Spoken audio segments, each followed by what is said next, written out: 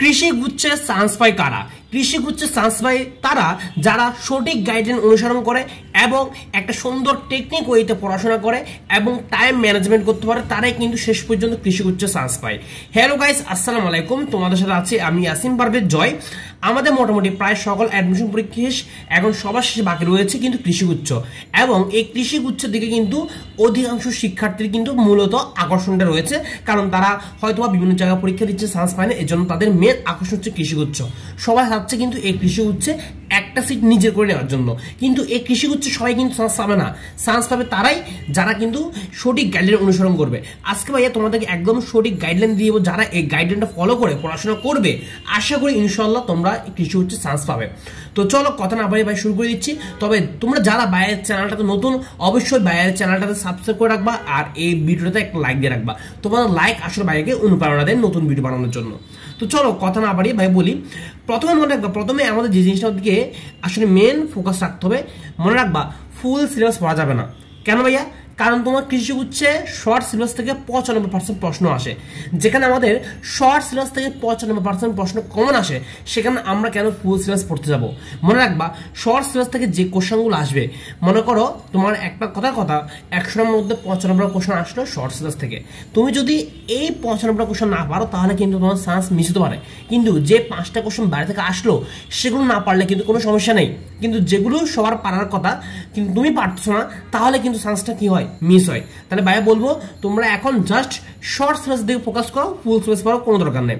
এখন কথা হচ্ছে ভাইয়া, কোন বিষয়ের মধ্যে কিভাবে পড়তে হবে, কোন বিষয় কি পড়তে হবে বা কিভাবে পড়তে হবে, একটু যদি দেখাই দিন তাহলে ভালো হতো। ভাই বরাবর বলে থাকি যে আমাদের রসায়ন এবং পদার্থ বিজ্ঞানে সবার আগে পড়তে হবে অনুসরণী এমসিকিউ, দেন বিগত বছরের এমসিকিউ। তুমি যখন দেখবা তোমার অনুসরণী এমসিকিউ, বিগত বছরের এমসিকিউ পড়া শেষে দেখবা মোটামুটি তোমার প্রায় অনেকটুকুই পড়াটা কমপ্লিট হয়ে গেছে। তবে পদার্থবিজ্ঞানের মধ্যে এক্সট্রা হিসাবে সারসংক্ষেপটা পড়তে হয়, কারণ মোটামুটি আমাদের দেখবা পদার্থবিজ্ঞান থিওরি থেকেও কিন্তু কোশ্চেন আসে, যদিও থিওরি থেকে কম কোশ্চেন আসে, তবে থিওরি কোশ্চেনগুলো পারার জন্য মূলত সারসংক্ষেপ এবং অনুসরণী এমসিকিউ পড়লে কিন্তু হয়ে যায়। এই জন্য ভাইয়া বলবো, তোমরা ইসাক স্যার, তারপর হাজার নাকসার অনুসরণী এমসিকিউ প্র্যাকটিস করবো। অনেকে কিন্তু এই কাজটা করো, তো অবশ্যই করবা। আর বিগত বছর এমসিকিউ অনেক প্র্যাকটিস করবা, কারণ বিগত বছর এমসিকিউ থেকে তোমার টপিক ভিত্তিক বা হুবহু কিন্তু অনেক রিপিট হয়। আসলে জিনিসটা বুঝতে পারছো। এরপর আসো, এরপর ভাই বলে জীববিজ্ঞান। অনেকের জীববিজ্ঞান সমস্যা হচ্ছে, ভাই জীববিজ্ঞানে কেমনি কি করবো? জীববিজ্ঞান আসলে মূল বইয়ের উপর কোনো কিছু নাই। তুমি দুনিয়ার বাজারে যত গাইড আছে সবগুলো গাইড বাদ দাও ভাই, তুমি জাস্ট মূল বইটা পড়ো। এখনো কিন্তু তোমার হাতে যথেষ্ট টাইম আছে, তুমি মূল বইটা ভালো করে পড়ো। শর্ট সিলেবাসে কিন্তু বেশি অধ্যায় নাই, এই অধ্যায়গুলো কিন্তু চাইলে কিন্তু আসলে অল্প সময় পড়া সম্ভব। তোমরা যারা আসলে জীববিজ্ঞানে অনেক ভয় পাচ্ছ ভাই, জীববিজ্ঞানে কেমনি কি করবো, তাদের জন্য ভাইয়া 15 দিনে একটা বায়োলজি কোর্স লঞ্চ করেছি ভাইয়া, ভিডিও শেষে বিস্তারিত তোমাদেরকে জানাবো। আর তাহলে ভাইয়া কথা হচ্ছে কি, তোমরা জীববিজ্ঞানটা কিন্তু মেন বইটা পড়বা, মেন বইটা সবার আগে। এরপরে প্রিভিয়াস এর কোশ্চেনটা একটু দেখাদেখি করবা। এবার হচ্ছে ভাই ম্যাথে কি করবো? ম্যাথের মধ্যে তোমরা বইয়ের যে ম্যাথগুলো আছে এগুলো করার কোনো দরকার নেই, জাস্ট তোমরা টাইপ ধরে বিগত বছর ম্যাথগুলো সলভ করবা। এখন অনেকে বলতে পারো ভাইয়া টাইপ ধরে ম্যাথগুলো কোথাও হবো? তোমরা চাইলে কিন্তু নেটওয়ার্কের যে কোশ্চেন ব্যাংকটা, এই কোশ্চেন ব্যাংকটা খুব ভালো, তোমরা চাইলে এটা কালেক্ট করে ওইখান থেকে তোমরা জিনিসগুলো প্র্যাকটিস করতে পারো। তাহলে ভাই ম্যাথে কি করবো? ম্যাথের মধ্যে তুমি জাস্ট টাইপ ধরে বিগত বছরের যে এমসিগুলো আছে এগুলো প্র্যাকটিস করো, কনসেপ্টগুলো ক্লিয়ার করো, দেখবা তোমার ম্যাথে হুবহু সবগুলো এখান থেকে কমন আসবে। জাস্ট বিগত বছরের ম্যাথগুলো তুমি যদি কনসেপ্ট ক্লিয়ার করে যদি ম্যাথগুলো প্র্যাকটিস করো, দেখবা সবগুলো ম্যাথে কিন্তু পরীক্ষা তোমার কমন আসছে। আসলে জিনিসটা ক্লিয়ার। আর তোমরা যারা এখনো ভাইয়ের টেলিগ্রাম গ্রুপে জয়েন হওয়া নাই, জয়েন হয়ে যাবা, কারণ টেলিগ্রাম গ্রুপে জয়েন হলে সরাসরি ভাইয়ের সাথে কারেক্ট থেকে বাইরের থেকে সরাসরি গাইডলাইন নিতে পারবে, বিভিন্ন সাজেশন নিতে পারবে। এছাড়া আমরা কিন্তু বিভিন্ন ফ্রি এক্সামও নিয়ে থাকি টেলিগ্রাম গ্রুপে।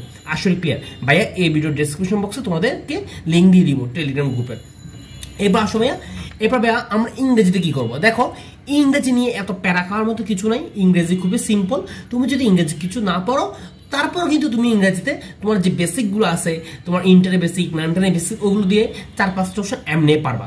তবুও তোমরা একটু প্রিভিয়াস ইয়ারের যে টপিকগুলোতে কোশ্চেন আসছে ওই টপিকগুলো একটু দেখে যাবা, একটু হালকা আইডিয়া নিবা, দেন একটু প্রিভিয়াস ইয়ারের এমসিকিউ একটু প্র্যাকটিস করবা, দ্যাটস এনাফ। এরপর আসবে টাইম ম্যানেজমেন্ট।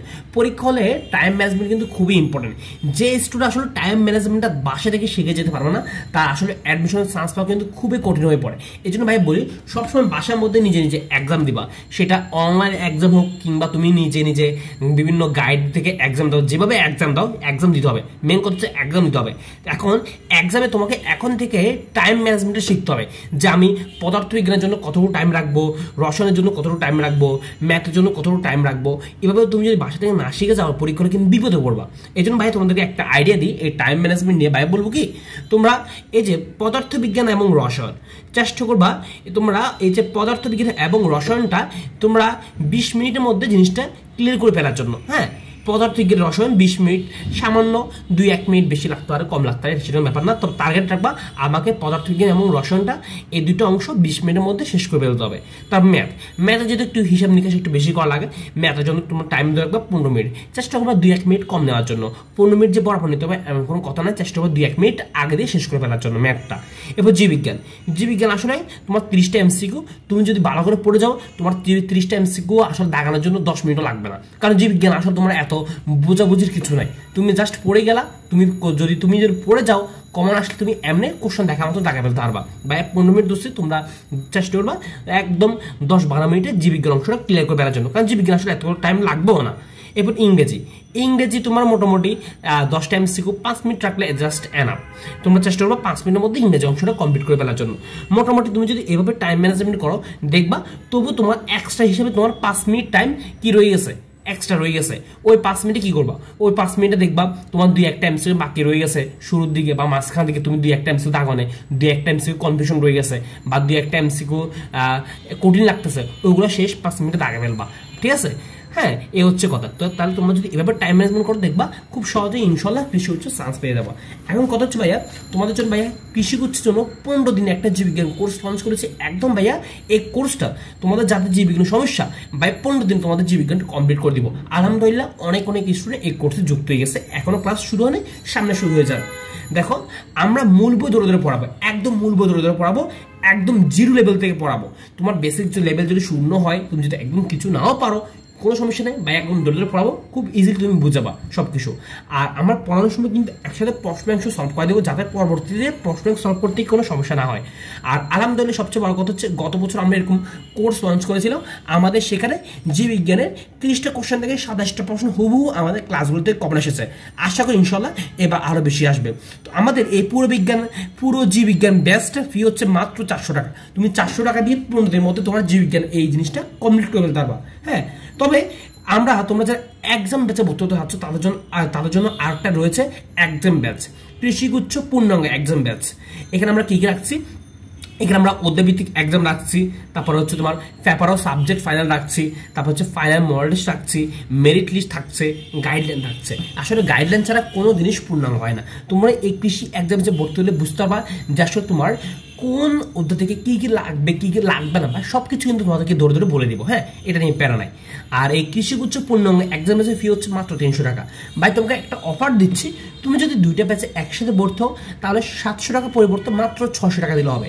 তুমি চাইলে কিন্তু আলাদা যে কোনো ব্যাচে ভর্তি হতে পারো তোমার ইচ্ছে অনুযায়ী। তবে তোমার যদি মনে করো না আমার 2টা ব্যাচে ভর্তি হবো, তাহলে তুমি 2টা ব্যাচে ভর্তি হতে পারো। তবে 2টা ব্যাচে ভর্তি হলে তুমি একটা অফার পাচ্ছ, মাত্র 600 টাকা দিয়ে তুমি 2টা ব্যাচে ভর্তি হতে পারবে।